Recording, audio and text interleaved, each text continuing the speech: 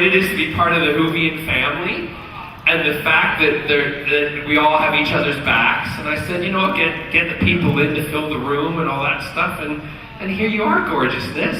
Do you want a microphone? Do you want to? You sit down there. That's your name. I can ask you a couple of questions to begin with. And I got a little time. Do you mind? Okay. Do you guys mind? You got to do your entrance again. We got to do it properly. All right. Because if I want this gig as a job. Ladies and gentlemen, you know her from Doctor Who as Rose Tyler. Give it up for Billie Piper!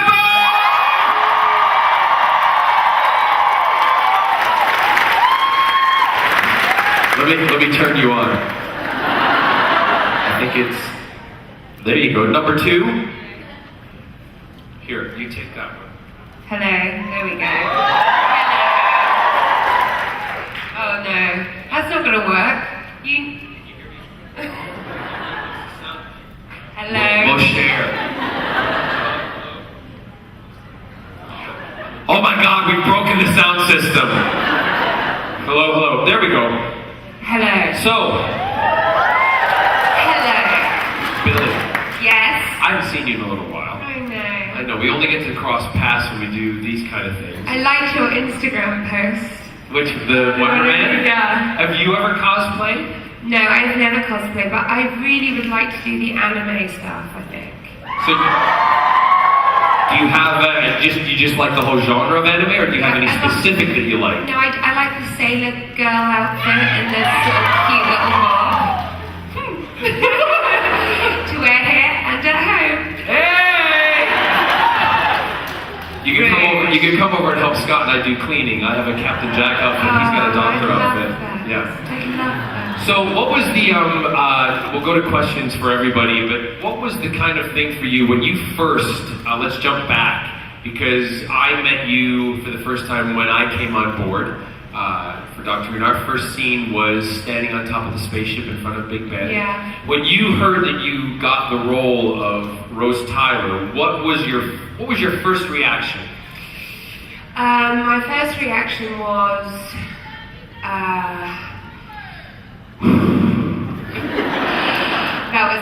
that was it, and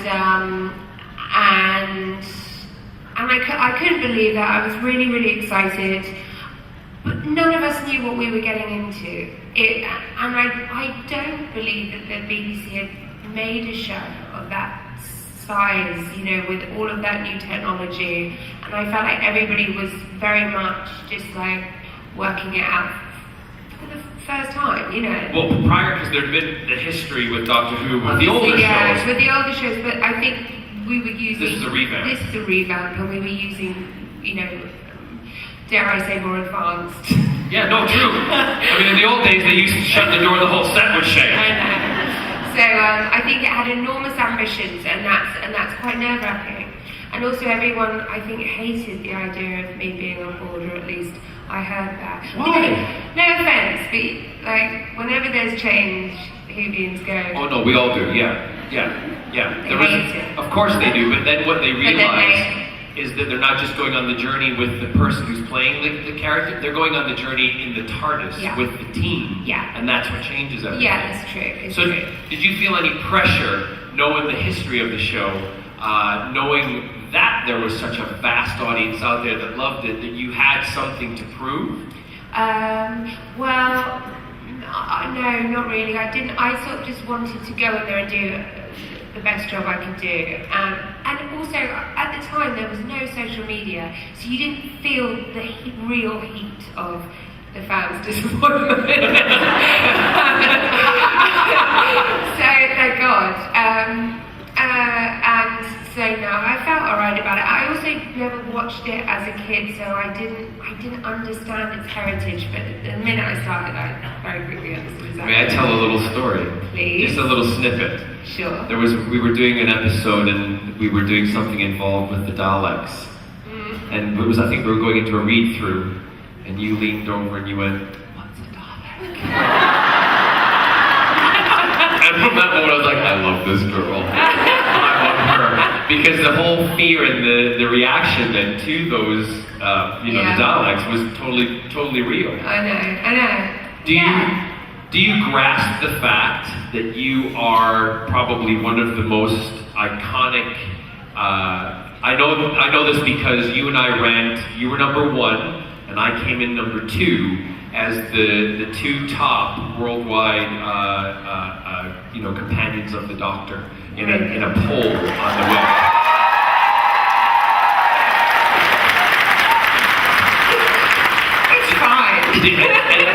But when you go to different places, different cities, different cons, do you get that? Do you realize that how important you are to everybody? People say it to me, but I just assume that they're saying that to everyone. Although today, I have been sat amongst a few assistants, and they're not lying. They feel very comfortable saying, no, you are my favourite.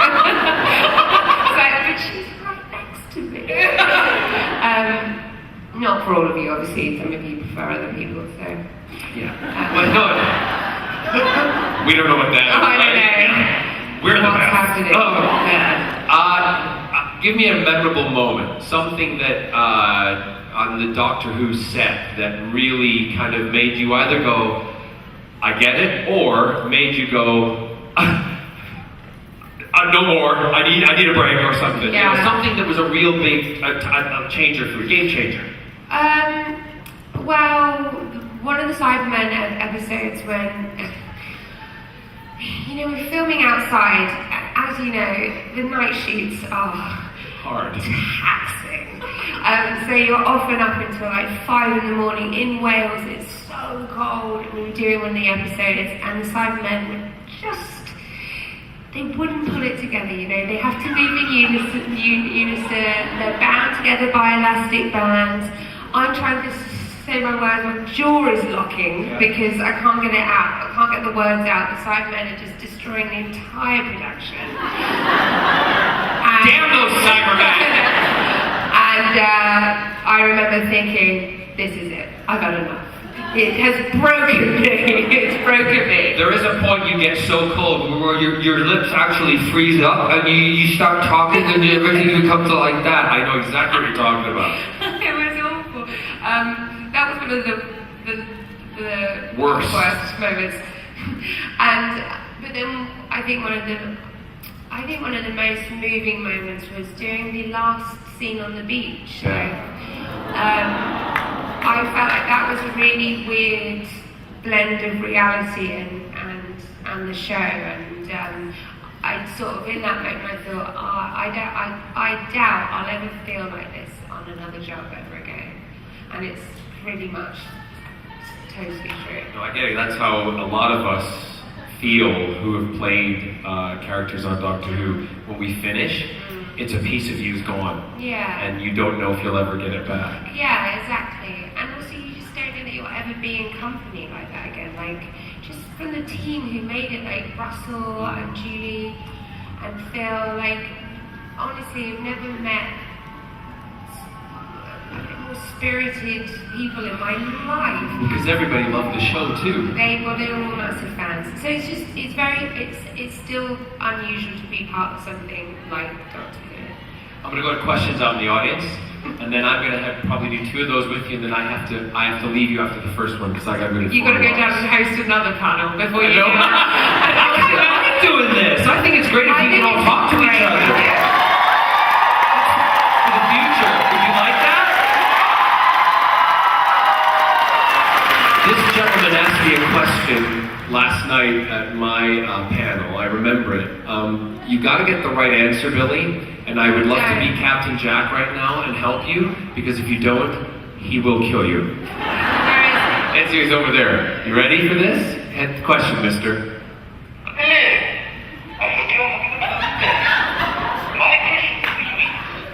What was your favorite scene to do in any show, Doctor Who or otherwise? Yeah, it's not really a challenge question. What was your favorite scene to do in Doctor Who or otherwise? I'm going to let you answer. I'm going to hand it over here. Yeah, right? And I'm going to give you a big loving kiss. Thank you.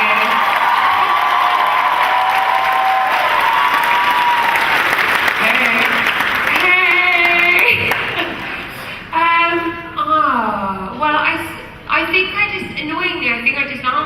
by saying the day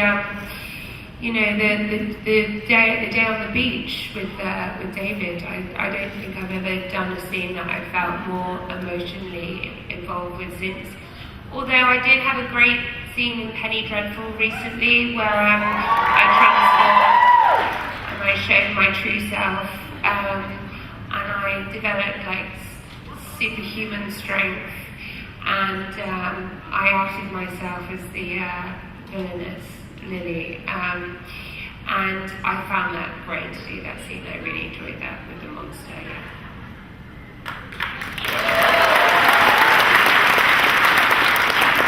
Hello. He just bowls in, takes the microphone, dominates the whole thing. I can't think of a better stand-in for me than John Barrowman. Yeah. You're right. It's so lovely to meet you. It's lovely to meet you. I'm so glad you're here. Welcome to DragonCon. Thank you. Now, let's do the show. How about that, everyone? Yeah. Awesome. What's our next question? Hi, Billie. My name is Dustin. Hi. I want to know, first of all, as a professional makeup artist, you've been a muse for me for years. You inspire me quite a bit. My question has to do with Secret Eye of a Call Girl. I was wondering if there's any truth to the rumors of a possible feature film in the future, and if not, is it something that you would like to explore? When did you hear that rumor? It's been a couple of years. It's a couple of years ago, isn't it? Yeah, there was a discussion about it, a very sort of serious discussion about it, and I met up with some producers in Hollywood, and we just never quite got it off the ground. I don't know that now, if I would revisit that. Just a mum now, I just feel a bit different. You know, I've got a reputation to uphold in front of my children. So no, I don't know. I love doing that show so much, and I'm happy with leaving it there. But I'm sorry, there's loads of good makeup on Secret Diary. It's like totally lovely. Well, when you have a canvas like yours, of course it's effortless. Oh, and thank beautiful. you, my love. I loved Belle. So you think that her story was completed? Do you think that her journey came to a comfortable conclusion for you? I do actually. I think she really represented, in many ways, a modern woman. She was very, very ambitious, and granted, the profession she had was not like. I mean, it is a certain thing that not many of us engage with, but it played her with such a fierceness. There was one scene, they did a tracking shot on one episode where the camera was following you. You had purse on hand, and I thought you were going to throw a hip out, and you were hitting it through a party, and it was so empowering because you could kind of see like the background extras or whatever, just kind of like moving aside as you like came through the room. It was a force. I mean, I don't remember which episode that was, but I remember that scene. It was so beautiful. Yeah, she's just a front-footed chick who wanted a career more than love, you know, and you know, I think there's a lot of ambitious women out there. Good. We need more of them, right? Yeah. All the women independent. Hey, that's my handsome son Alex. That's Mike on this side. Ain't he the cutest? Aww. Next question. I was wondering, who was your favorite doctor to work with out of all the doctors?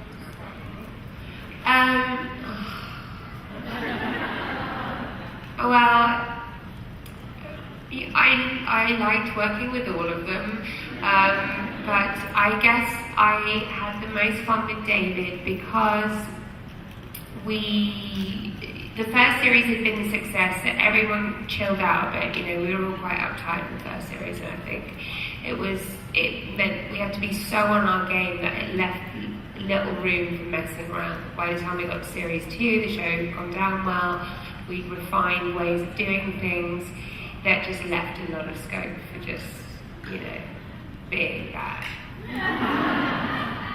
Like a bad wolf. Like a big bad wolf. Now, speaking of a big bad wolf, would there be the opportunity, if it would arise, that you would be interested in coming back?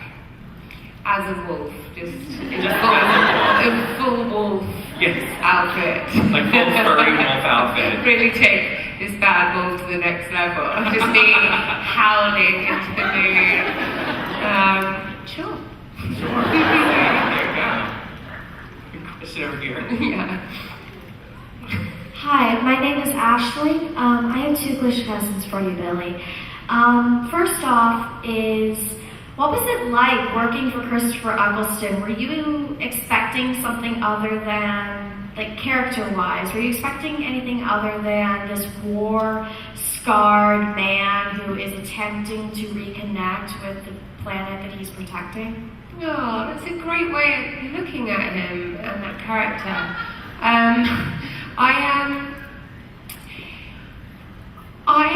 What I really loved about what he did with the Doctor was that he made it, and it's something he does with every character. He makes characters very real and very raw, and so in the relaunch, it felt like it was great that he was making the Doctor so centered, you know, because, you know, there's lots of Doctors who are name no names, you know, a bit more sort of hysterical and wild and madcap, and that has a place as well. But I think what worked really well, and it did surprise me, was that he didn't come on like some Dickensian, you know, character. He came on, you know, as what felt like a real man, and I think that was really good and very surprising. And I think some people loved that and some people didn't like it.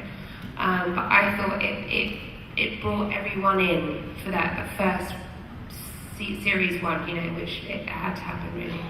But not all to Eccleston, but for you yourself, and I have fiercely debated this, that you were the strongest representation as Rose to the seeing public, the viewing public, because you were that every woman shop girl that was trapped in a relationship, not so much trapped, but not just unsure of where you were going. Were you really happy? Did it need to develop further? You were living at home with mom. So everyone that has experienced that young adulthood of what do I want to be when I grow up? What type of relationships do I have? How do I get myself away from my family? You were the first companion that Doctor Who really showed us the angst that a lot of us identify with, and I think that that's what brings you the most real companion in the Doctor Who series. I think, thank you. It's nice of you to say. I think, well, that's how I felt when I was younger. I just felt like, I started working at a very young age, but before that, I just thought, I don't want to be in my town. I want something more than this. I wanted the adventure, and I wanted to, you know, have wild experiences in my life, and I've luckily fulfilled that dream. But so I totally got that with Rose, and I think you're right. I think that's why people connect to that character so much. Next question. Hi. So at panels and award shows, you often see the actors, writers, directors, even the designers. What crew position would you love to have if you weren't an actor, or which one would you never want because the work is so hard that you would just hate to have it? I think it would be very hard and very stressful to be a DOP, the guy on the camera and the focus puller. I think that's such a detailed job. It just closed up on you. I saw that. You did a really good job. I just think that whole thing is very stressful, the precision, so I often look at that and go, I would never want that job. But you know, I really love the idea of directing. So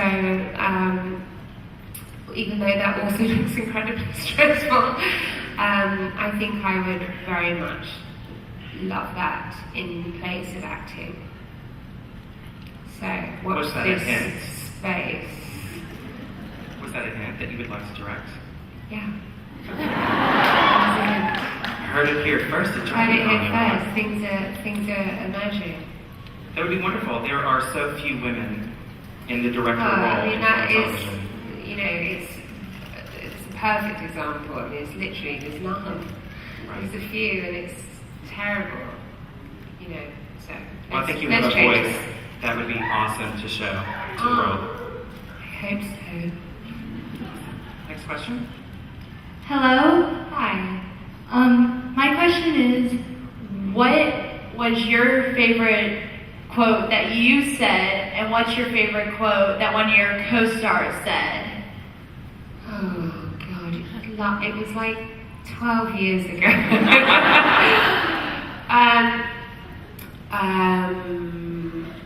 Oh, God. This is where I really show myself up.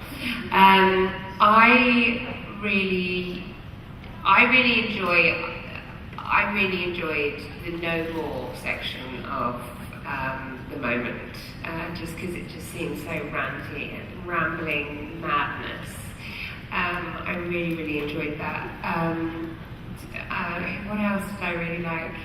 Oh God, I can't remember any of my. Okay, let's go a little bit more recently. What about in the fabulous show Penny Dreadful? Yeah. As either Brona or Lily, was there like a favorite line that you just really felt the most passionate about? I have like a really great monologue that I thought your version of Lily did. Yeah. And maybe it tied in since that was a bit more recent. Yeah. Something that you Remind me of it. It was the story of how Brona became broken. Yeah, no, I love that, the monologue. It's such a great speech. I absolutely love that. Can't remember a single word, but I very much enjoyed it. I'm sorry I can't answer it more clearly. And that's okay. It's just, they just go, you know? Yeah. Next question. Hi, I'm a really big fan. Hi, darling. My question is, did you have a favorite episode that you filmed? Yeah, Tooth and Claw I really loved filming because it was just such a laugh. We were in one place for a week, so we weren't always on location. It was just, apart from On the Hills, but apart from that, it was just me, David, and the Queen running around being chased by a guy in a green catsuit. And we loved that. And my other question is, how do you feel about the Lady Doctor? I'm delighted. Like, I was a real sucker for the original format, but I think that it would be, if they're going to keep going with Doctor Who, but with no hiatus, you have to put a woman in that role now. It would be a snub to, a major snub, given the world in which we live. You know, it's a very progressive and smart move of the BBC, I think, and I think it's what people want. Right. I don't want to see another guy play that role. Have you had the opportunity to speak with Jodie? Do you know her? No, I do know her, but I haven't spoken to her yet, and my God, that's a big task. Right. She's about to take on. She's got a kid as well. Oh my God, it's going to be taxing. Right. I'm looking forward to it. Oh my God, it's going to be great. And what's going to be really good is that, you know, girls are going to have a book smart, savvy, historical role model who isn't dancing around in pants. Do you know what I mean? It's like, when I say pants, I mean knickers or pantyhose, whatever. What do you call them here? Lingerie. Sure. I just think it would be nice to have a modern female role model who isn't, you know, being overtly sexual. I think that would make a nice change. But who knows? She could take a whole different take on it entirely. Although I think we'll be safe for the BBC.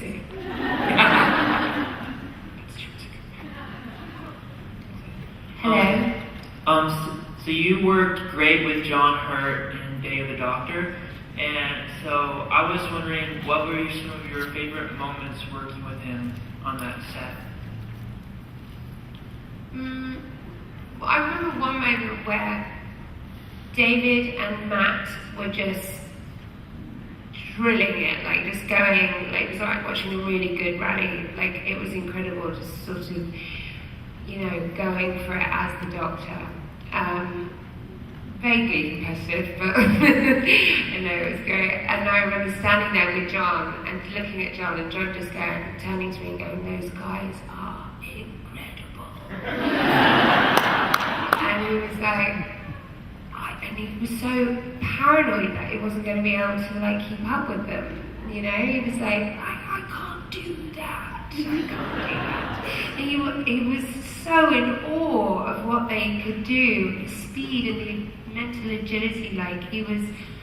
It was wonderful to see such an incredible actor be so humble about two young, very impressive actors. It was very generous of him.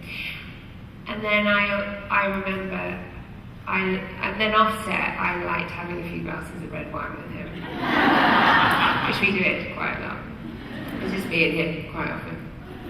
Red wine, eh? Yes. What's your favorite grape varietal? I like Rioja because it's sort of spicy and strong. Mine. Good to or know. like a Bordeaux, because that's quite medicinal and heavy in the winter. What about you? South African red lemons are my favorite. Ooh, what's that like? So you get a lot of the fruity, juicy notes, but they have the really nice tannic structure to give you a bold body, so you can drink them with a stick, but it goes down easy. Great! I love that response. I love it when you put me on the spot and ask me a question. And you nailed it! To me, blundering around about lines I can't remember, and you're just totally there with your red With John wine. Shanghaiing it, I was like, how can I follow that at all? You have. You put him to shame.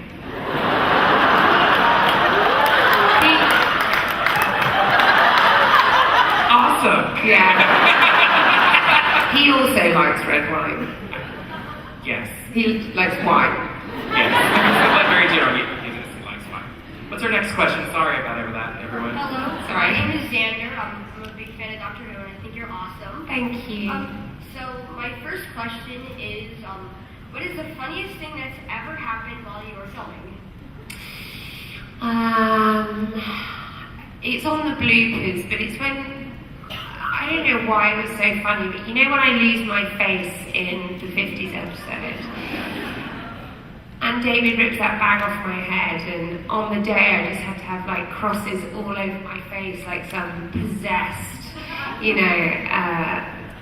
young girl. And every time we whipped that thing off, my hair would be disarrayed across my face, would be covered in crosses, and he just couldn't stop laughing. And it was 50 takes, at least. It was 50 takes. Because once he starts, even though it's not even funny, really, it's not really that funny, I then go, and then the crew go. So everyone's just trying to keep it together for, what felt like 3 hours. But I think we've all experienced that, where something becomes absurd, not really because it's funny, but because you're tired. Exactly. Because you're tired, or you're hungry, or whatever. It makes no sense at all, but they're great moments, aren't they, when you're supposed to be behaving. Was there anyone in the front that can't get back to the mics that maybe had a question? Can I take your question, sir?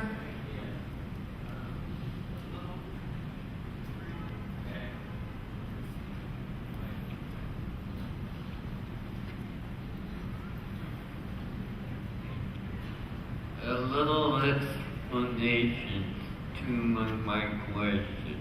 A while ago, I read some criticism. I'm not sure how prominent it was that Rose Tyler became too strong, and that it was becoming the Rose Tyler show instead of Doctor Who. Do you have a response to that? I love that. I love that criticism. That's why I had to go after 2 series. That's the truth. I was pushed. Joking. That that didn't happen. I don't know.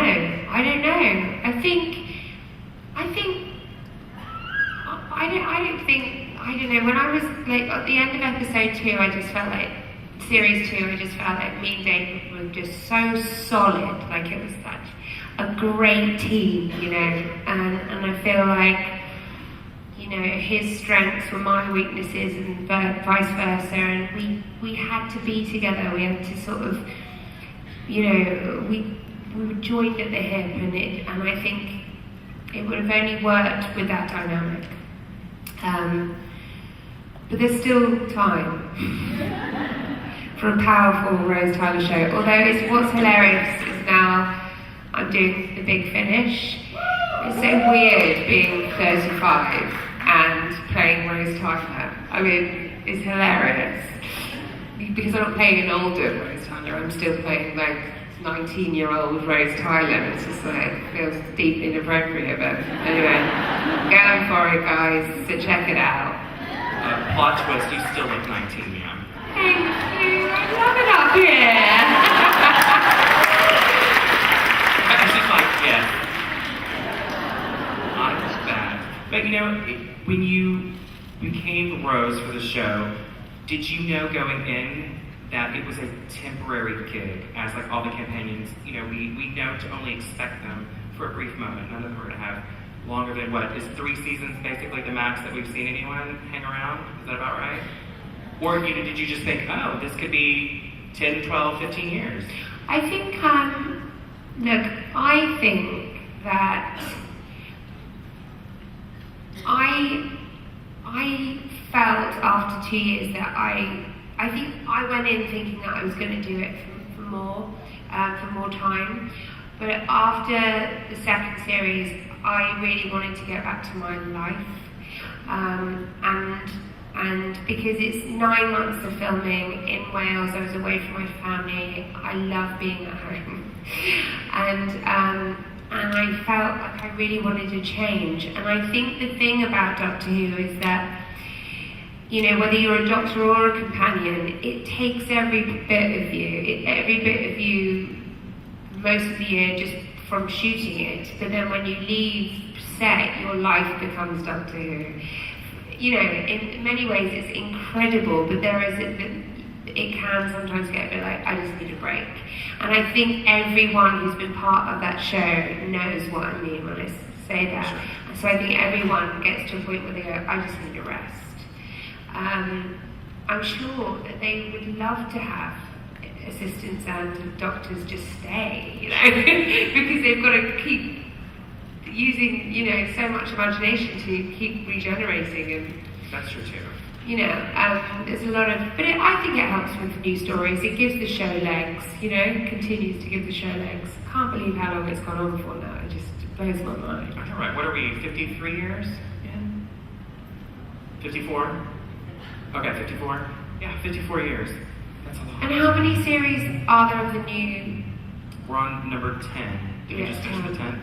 It's 10. It's crazy, isn't it? Yeah. It's amazing. It's because of you guys. Next question. Hey. Hi. So Matt Smith said this morning that his favorite Doctor Who companion, aside from his own companions, was Rose. So I was just wondering if you think Rose and the 11th Doctor would do well together from like a chemistry perspective. 100%. Because we're really good mates anyway, so that's going to really help the chemistry and the dynamic. So yeah, it would have been great to have spent more time with him. But then I see him at the pub most weekends, so it's fine. It's fine, I get my fill.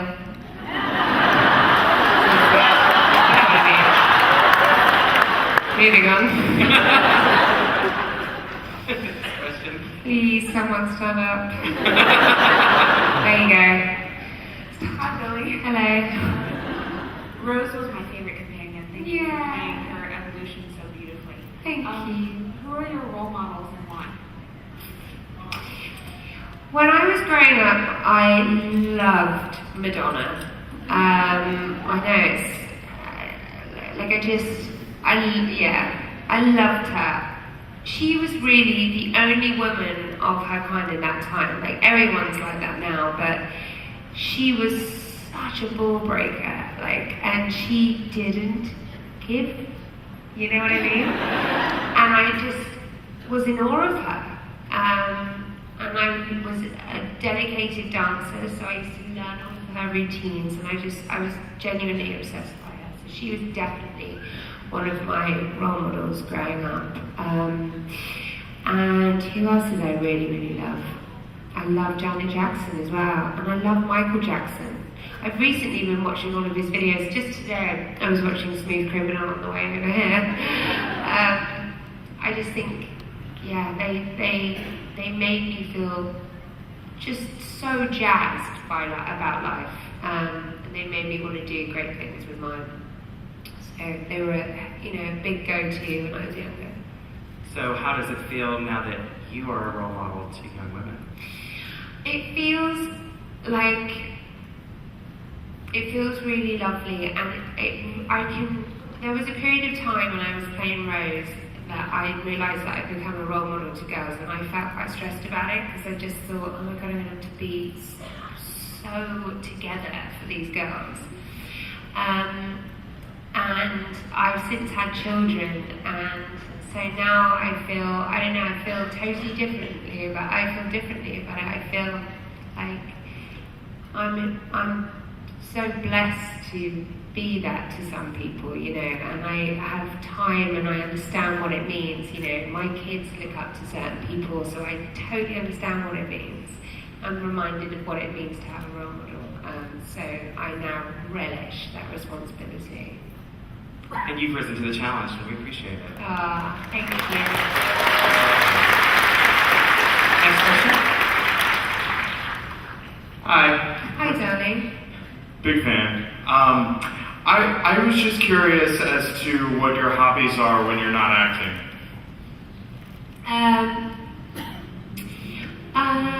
Walking, reading, cooking. What else do I do? Loads of stuff with my kids, although those aren't my hobbies. I haven't got time for those anymore. Stuff like that. Traveling, not through time and space, but I guess through time. It's less impressive, I understand. It is my life. So with cooking, what is your best dish that you prepare that you're most proud of? I really love cooking a Sunday roast. I just love it. It's it's just big, wholesome. Well, today is Sunday, so you just let us know what time. Okay. I'll just finish off and I'll get to it. That's it, my love. Thank you. That's plenty. Being a mom is a full-time hobby. Yeah, right. It's a big career. And it's a all career. Next question. Hi.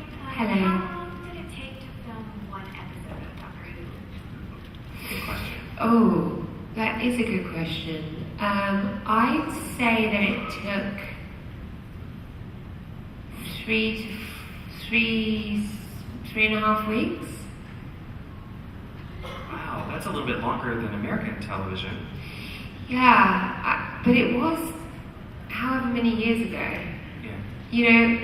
Every moved a lot slower then, I think, and also technology is way more advanced now when it comes to shooting CGI stuff. It's just a different ballgame now. I think I can say 3.5 weeks. It certainly felt like 3.5 weeks, especially if you got 3.5 weeks of night shoots. But I don't know. I think it was probably that because it's runs at just under an hour. It's quite a lot. It is. And there's a lot of big sequences, a lot of action. Yeah, it takes its time. That was a good question. Really good question. Can I take someone over here in the front that can't get back there? Hey, how about you, ma'am?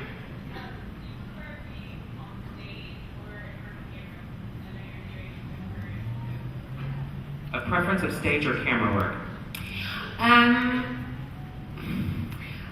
At the moment, I would say stage, because I've just done it and it's just felt so amazing to do in the way that we did it. And then I know that going back to filming sometimes it's quite repetitive. And there's a freedom on the stage because freedom you on get the one stage, chance to get and it. you get, yeah, exactly, and you're telling a story over a course of 2 hours or something, and so it feels like a real stretch, you know, as an actor. But there is an ease. There's an ease to filming that you miss. There's a comfort to it, you know, and you can take way more time over it, you know. But what you hope is that in filming that you can work in really dynamic ways and with really dynamic people. So we'll see what happens next. Bum bum bum. Next question. Hi, I was just curious because I recently watched Penny Dreadful. Yeah. There was this scene where you are begging. Sorry. It's okay. It's okay. Don't worry. You are begging Victor to not take away the memory of your child. Yeah. How hard was that for you as a mom? It was really. It wasn't hard. I could feel it more because I've had kids. You know what I mean? Like I can feel I can imagine what that would feel like. And it made everything feel very real in that moment, you know? And yeah, it's a very sad story, that, and it's beautifully written and very carefully filmed, and so yeah, I feel an enormous affinity with anything that's about children now, because I've had my kids, you know. I've just played a woman who couldn't have children, and I think I would just imagine what that was like, you know, having been blessed with 2 boys, you know. But so anything sort of child related, I really feel very close to. So yeah, it was hard in many ways. I hope you're okay. Oh, I'm fine. Thank you, though. Oh, darling. You put everything in that work for us to see of you. It was so beautiful to watch the different ways that you express yourself. And so I felt exactly what she was talking about. It was really tough to watch that happen. Because no one ever wants their memory of something so important ever taken away. That is a true, real fear. Yeah, exactly. Were you aware that the story is continuing through a comic book? Yes. It's really well done. Is it? Yeah. So your character isn't finished yet. I should look at that. Yes. In your spare time, you don't have It's anything a to new do. hobby. I read comics about my own. Exactly. In between timing the roast, I'll get to it. Alex, who do you have? Hi, I'm Ketchup. I want to know. Ketchup? Is that your name? It is today. Oh, it's I got my suit. Wonderful. Hi, Ketchup. I was wondering, since I am ketchup, what's your favorite condiment? Like ketchup, mustard, mayonnaise?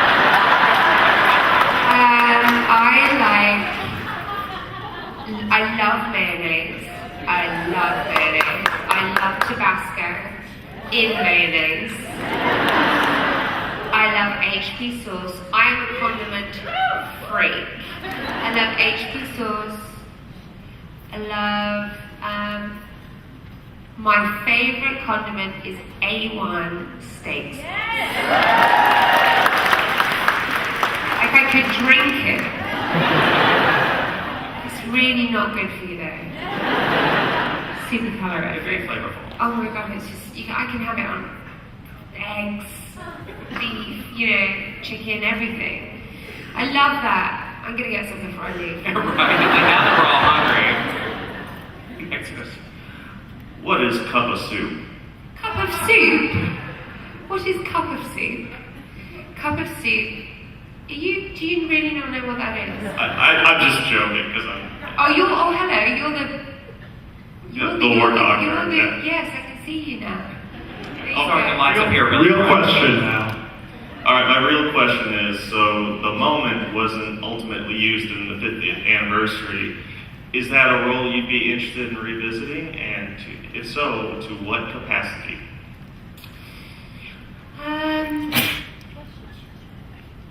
If there was a way to weave the moment into the new show with Jodie, that would be awesome. You know, just to somehow have my moment with Jodie. I don't know what capacity, but I'm sure someone could come up with something very beautiful, very detailed. And you know, maybe Rose would come through a bit more, and they'd have a shared adventure. I think that would be pretty cool. Just saying.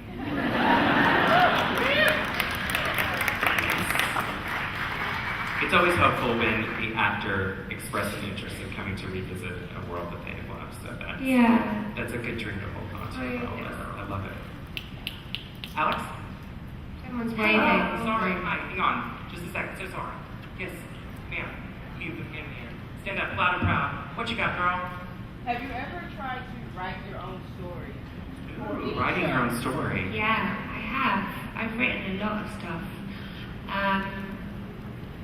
I've written something that I think might hopefully get made, but I don't want to curse it by telling you about it. Sure. So just send me vibes that it's going to get made. Right. That's what I need. Yeah, I love writing. I love it. Great question. Thank you for asking. Thank you. Sorry, Alex. Back to you. Hello, my name is Olivia. My first question is, will you please marry me? I'm just kidding. My real question is, I mean, if you like. It's been so exciting and inspiring to see you play strong female roles. If you could play any dream role, what would you play? I'd love to play Lady Macbeth. I think it's time to maybe do. I haven't really done any Shakespeare. I haven't done any Shakespeare. I should just say I haven't done it.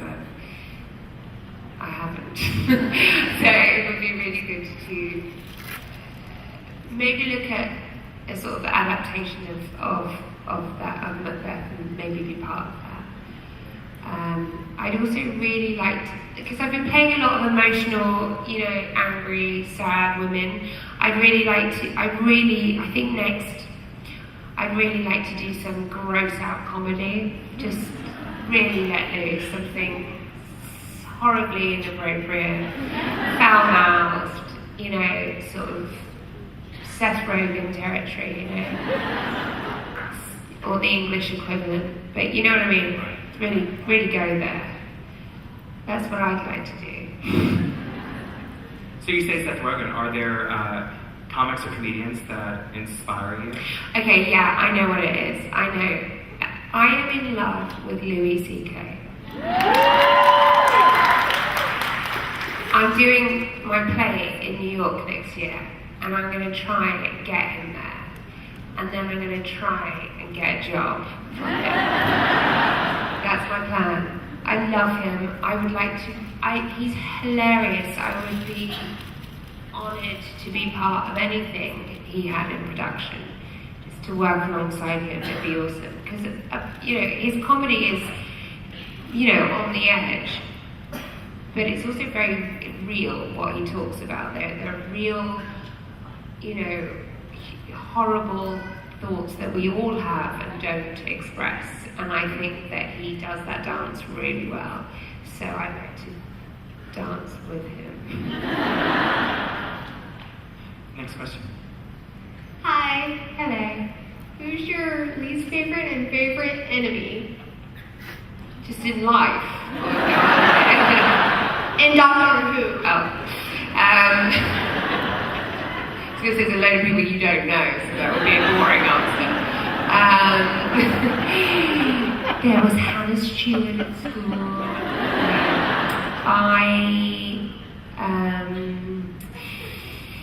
The Angels, you know, I don't really know. I found those very upsetting. There's a lot. Are You My Mummy? Not really an enemy, but just terrifying, creepy. Never been scared about a Dalek. Never been intimidated, threatened whatsoever. Just the most annoying things. Equally as annoying as the Cybermen.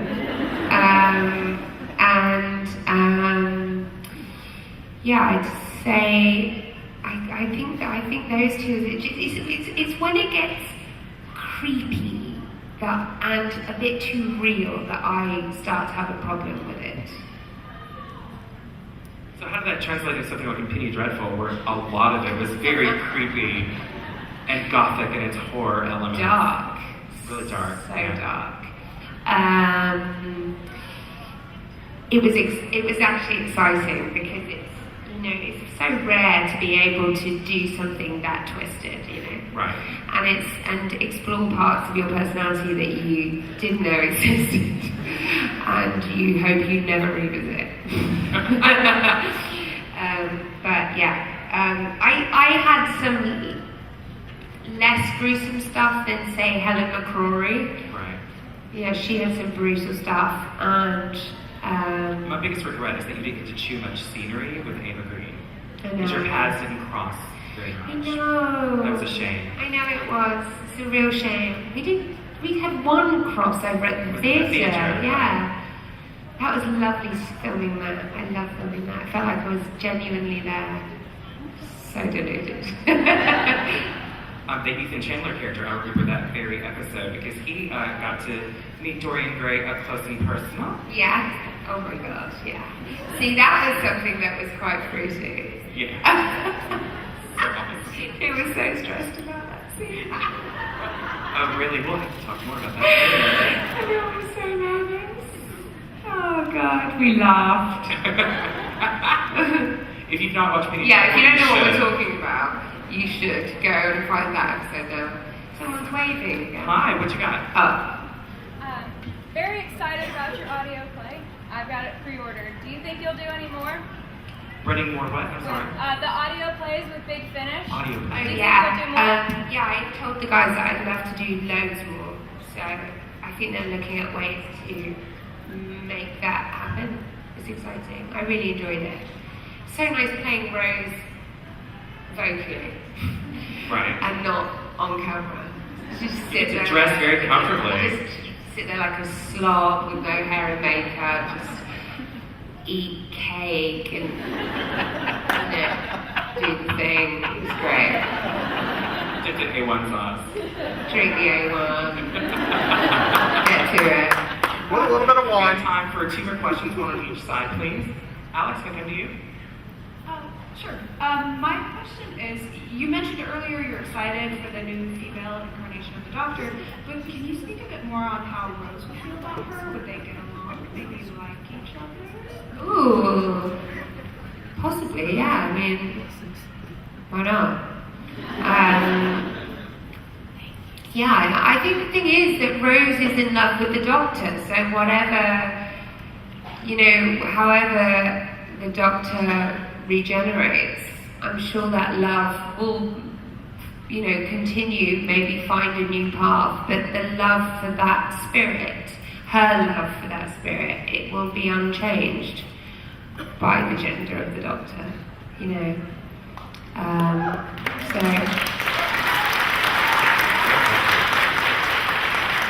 These are the best questions I've ever had at a con. They are. They're really different.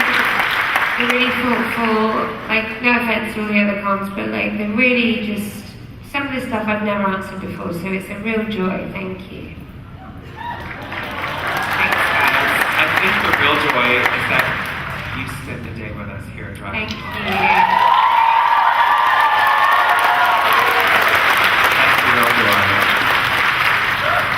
Now, all right, young lady, bring us back home, how are you going to close the show? What's your question? Hello.